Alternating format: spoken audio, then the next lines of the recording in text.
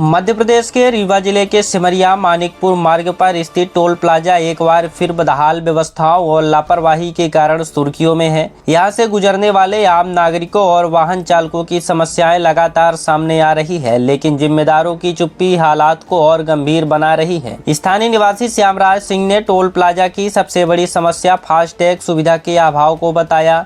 उनका कहना है कि डिजिटल व्यवस्था के इस दौर में भी यहां मैनुअल वसूली की जा रही है, जिससे रोजाना लंबी कतारें वाहनों की लगती है और लोगों को भारी परेशानियों का सामना करना पड़ता है। कई बार वाहन चालकों को घंटों इंतजार करना पड़ता है, जिससे समय और ईंधन दोनों की बर्बादी हो रही है। वहीं हिमांशु ताम्रकार और शिवम विश्वकर्मा ने टोल प्लाजा की बुनियादी सुविधाओं पर सवाल उठाते हुए बताया कि यहाँ पेयजल और शौचालय जैसी जरूरी व्यवस्थाएं तक उपलब्ध नहीं है। लंबी दूरी तय करने वाले यात्रियों के लिए यह स्थिति बेहद असुविधाजनक और चिंताजनक है। उनका कहना है कि वर्षों पुराने इस टोल प्लाजा में अब तक इन मूलभूत जरूरतों की अनदेखी की जा रही है। उन्होंने यह भी आरोप लगाया कि भीड़भाड़ के दौरान टोल कर्मचारियों द्वारा मनमानी तरीके से शुल्क वसूली जाती है, जिससे पारदर्शिता पर गंभीर सवाल खड़े होते हैं। फास्टैग की सुविधा न होने के कारण ट्रकों और भारी वाहनों की लंबी लाइनें लगती है, जो कभी भी बड़े हादसे का कारण बन सकती है। सबसे चौंकाने वाली बात यह है कि करीब 12 साल पुराने इस टोल प्लाजा पर अब तक आधुनिक तकनीकी बैरियर तक नहीं लगाए गए हैं। पुरानी व्यवस्था के भरोसे चल रहा यह सिस्टम सुरक्षा के लिहाज से भी खतरे की घंटी बजा रहा है।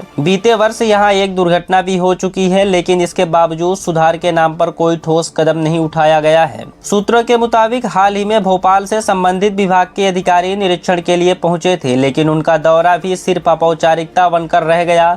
जमीनी हकीकत जस की तस बनी हुई है। सिमरिया मानिकपुर टोल प्लाजा की यह वीडियो और तस्वीर साफ संकेत देती है कि यहां व्यवस्थाओं का अभाव है और जिम्मेदारों की उदासीनता चरम पर है।